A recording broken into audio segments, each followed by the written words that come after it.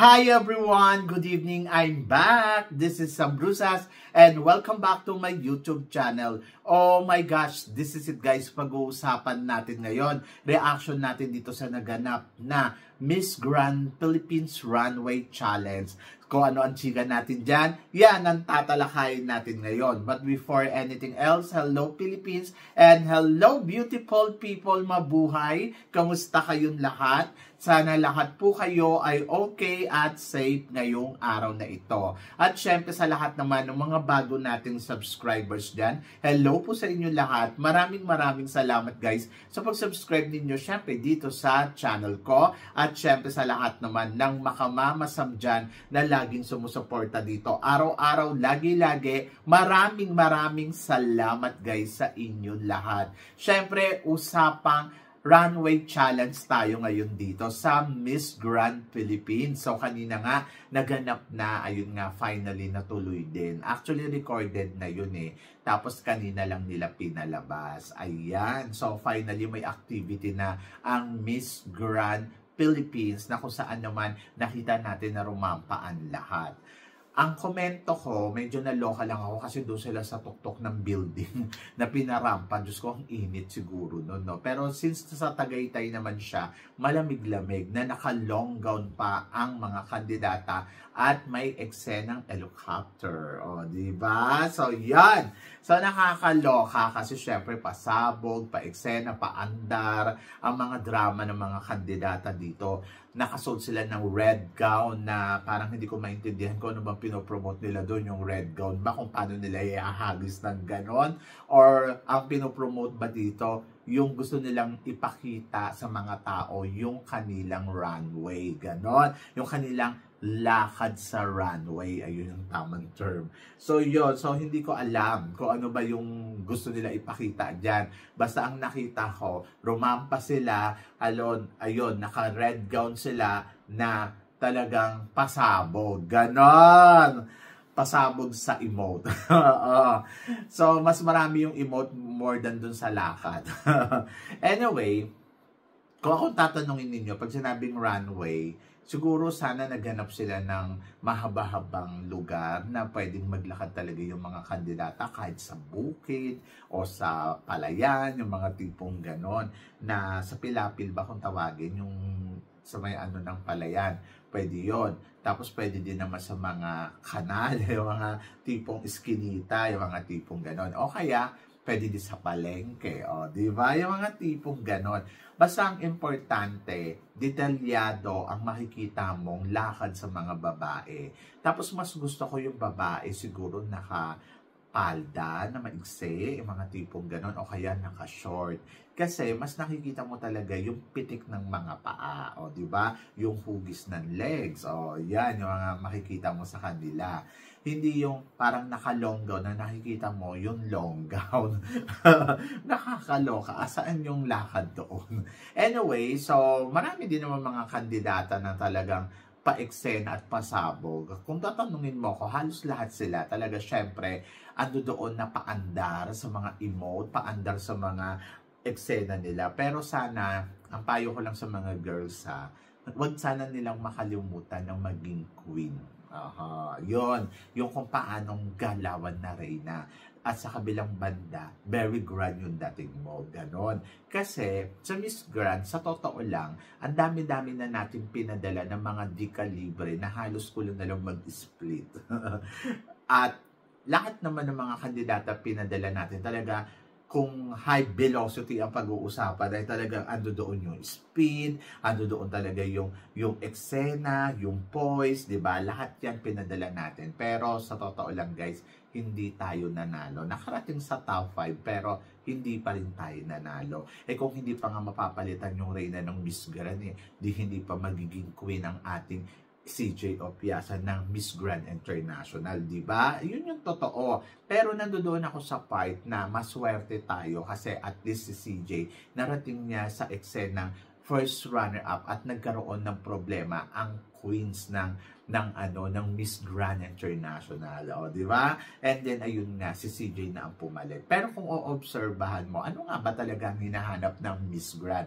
Yung dekalibre or isang reyna? O di ba? Syempre ang hinahanap nila reyna. Reyna na total package, nasa kanya na lahat. Yung ganda, yung kilos na galawang pang reyna, at higit sa lahat, syempre brainy. So nandoon, ayun yung hinahanap nila. Hindi nila hinahanap yung kung sino ba yung pinakamagaling rumampa. Ayun ang pagkakaintindi ko sa Miss Grand, ha? Kasi kung ngayon ang ating reyna na si CJ Opiasa, alam natin na magaling siya rumampa. Pero ang nakikita natin ngayon kay CJ ay isang reyna. Pupunta siya sa lugar na kung saan may event ang Miss Grand, hindi para parampahin. Pupunta siya doon para umattend at magbigay ng corona doon sa bagong mananalong Miss Grand International or Miss Grand candidates, di ba? At reyna ang dumarating doon. Lagi siyang glamorosa, lagi siyang maganda, di ba? Pero hindi naman yung pina-excel na sige nga rumampa ka nga dyan o wala namang ganon. So yun. So kaya ang para sa akin, ang Miss Grand, ang hinahanap nila galawang reyna. Hindi yung galawang pamperya. Ganon. So yun. So syempre, pag si CJ pag sinabi ganon, parampahin mo yan, ay, hindi magpapakabog yan. Rarampa yan. Kasi she's a total package. She's a queen. She's beautiful. Diba? At saka higit sa lahat, she is talagang caliber. Ganon. Caliber na pang Miss Grand. Isang reyna. Oo. So, yun. So, ayun lang. Ang aking hindi usapan dito kung gaano ka kagaling rumampa. Ang pinag-uusapan dito kung anong kalibre bilang isang reyna ang maibibigay mo. Kaya sana wag yung kakalimutan ng mga Miss Grand candidates natin. Kasi parang feeling ko, nakafocus sila lagi doon sa ano ba yung galawan na ibibigay ko. Kailangan lagi akong pasabog. Kailangan maalas CJ Opiasa ako. Hindi ganon. Kailangan reyna ka na meron kang sariling identity na hindi mo ginagaya si CJ, kundi eto ka, di ba? So, yun. So, ayun ang hinahanap ng Miss Grand. But anyway, so sa mga rumampa kanina, isa sa mga nagustuhan ko, syempre, si Miss Occidental Mindoro, Mary Joy Suarez. Nagustuhan ko kasi parang yun sa damit niya, para siyang nakatapis lang sa kanya yung damit kung titignan mo. Tapos parang ang ganda-ganda ng eksena niya, in fairness sa kanya. Para siyang, kumbaga parang bulaklak na bumuka. Ganon. Ganon yung dating sa akin. Kaya nagustuhan ko to. And then, bukod doon, syempre nagustuhan ko din yung galawan, syempre, ng pambato ng tawag dito? Pambato ng Bicolandia. Yes! Si Margaret Britton. In fairness sa kanya.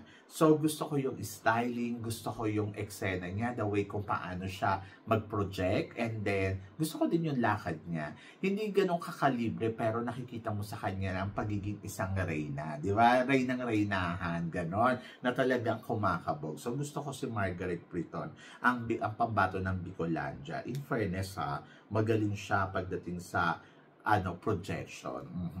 And then, isa din sa mga nakikita ko dito, ang pambato ng Caloocan City. Yes, si Irene Villarreal.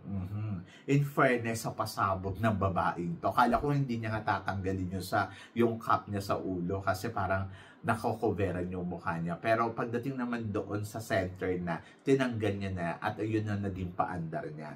Gusto ko yung outfit, yung floral-floral na parang ay ang ganda, bulaklakin. Para siyang sasayaw na sa ra-ra-ra-ra bamba. O, di ba? So, in fairness sa kanya, grabe, kumabog. Gusto ko talaga yung eksena niya, gusto ko yung galawan niya, at gusto ko yung nakita ko sa kanya. Bongga. And then, syempre, hindi rin magpapakabog yung pambato ng Laguna na si Iris Ann Parto. in fairness, gusto ko yung nakita ko sa kanya, ang ganda-ganda-ganda niya. Actually, hindi ko nakita yung kalibreng galawan, pero ang nakita ko sa kanya, Ray ng galawan. Tapos ang ganda-ganda, ang Diyosa-Diyosa ng dating niya. Kaya sabi ko, in fairness kay bakla, may ibinubugay yung beauty niya. Kaya, isa siya sa mga nagustuhan ko. Oo, in fairness, bongga. Gusto ko kasi mga ganon. Hindi yung parang lagi kang laban na akala mo mag-split ka na parang ano ba pinaglalaban mo dyan, ate? At laban na laban ka. Hindi ganyan yung hinahanap ng Miss Grand. Ang hinahanap ng Miss Grand sa totoo lang yung class. Marami sa Miss Grand ang lumalaban na laban ang eksena nila. Pero ang ending pa din ang hinahanap talaga nila, yung Ray ng galawan at yung meron kang sariling signature move. Oo, ayun. Ayun yung gusto nila. Eh, yung mga pag ganun-ganun, nagawa na yun eh. So, yun, marami nang gumawa nun, di nanalo. Charot. So, yun. And then, of course, gusto ko rin yung kay Emma Tiglao sa Pambato ng Pampanga. Yung gusto ko yung kalibre ni Emma Tiglao, sobrang lakas, sobrang ang galing nung dating, na parang ramdam mo talaga yung power niya, yung energy nandoon. In fairness naman kay Emma Tiglao, yung pagsimula pa lang ng rampa niya ay talagang pak, palong-palo na ang lola mo. Kaya sabi ko, in fairness sa kanya ha, kabog kung kabog. Ayan. So, yan. And then, of course, gusto ko rin yung pambato ng Sambales. Siyempre, si Anita Rose. In fairness kay Anita Rose, yung kalibre niya, nandoon talaga. Umi-eksena talaga ng bonggang-bongga. Bongga talaga ang bawat eksena niya, yung mga pose niya. And I think kung hahanapin mo sa kanya yung galawan na di kalibre, nasa kanya yun. At ayaw magpakabog ng lola mo. Palong-palo talaga. Di ba? Kaya sabi ko, in fairness ha, kung energy din naman ang pag-uusapan, talagang sasabay siya sa energy na meron itong si Emma Tiglao and bongga. Di ba? And then, of course, gusto ko rin yung galawan ni Taguig, Michelle Arceo. Si Michelle, hindi siya katulad ni Emma Tiglao at saka ni Anita Rose na kung gumalaw ay talagang ramdam mo yung energy. Kay Michelle, ang ipinapakita naman niya dito, yung galawang reyna. Class yung beauty, class yung galawan, and I think it's good. At naiiba. Kasi di ba parang kung titignan mo, halos lahat naman, ganun yung galawan. Pero yung malinis yung pasarela niya, malinis yung ginagawa niya, ayun yung gusto ko sa kanya. And then gusto ko yung may pag-ganun-ganun siya, pak.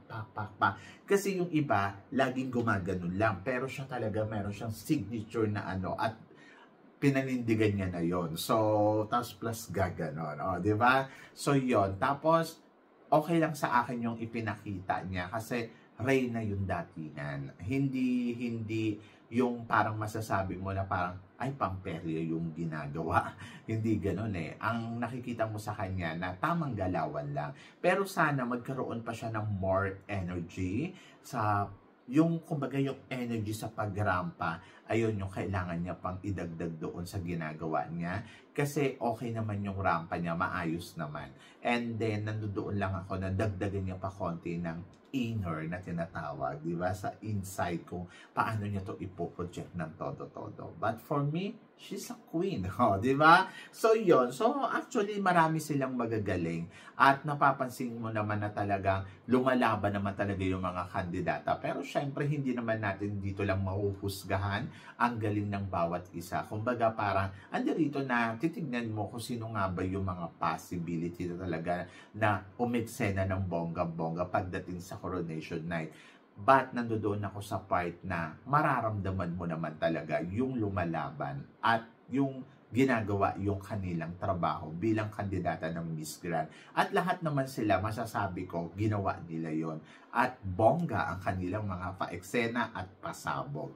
And then, ayun lang, sana lang ang Miss Grand Philippines Organization, mabigyan talaga sila ng chance na mas makita pa ng mga tao kung sino talaga yung mga kandidata na talagang papalo dito sa competition. So, sana magkaroon sila ng more activity para sa mga girls, para mas makilala pa ng mga tao at mabigyan pansin yung kanilang galawan, di ba? Hindi yung parang nakafocus na lang doon sa dadalawang kandidata na parang feeling natin ay silang dalawa lang ang candidates dito sa Miss Grand. Marami pala silang kandidata at halos lahat sila talaga lumalaban ng todo-todo. And I hope yung organization mabigay talaga yung tamang spot sa mga girls kasi in fairness naman sa mga girls na to, ang haba na ng hinintahin nila at sinaga nila sa pageant na to at sana maibigay yung tama para sa kanila. Diba? So, yun. Kayo guys, ano guys ang masasabi ninyo dito sa naganap na runway challenge ng mga candidates dito sa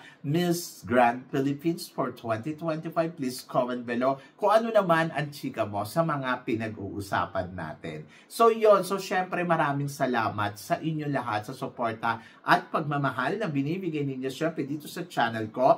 At sa mga hindi pa po nakaka-subscribe, please don't forget to click like and subscribe my channel at i-click nyo na rin po ang notification bell to more updated syempre sa ating mga chika. Sabi ng ganon, always keep smiling and laban lang. So guys, hanggang dito na lang. Hanggang sa muli nating chikahan. See you tomorrow. Thank you guys.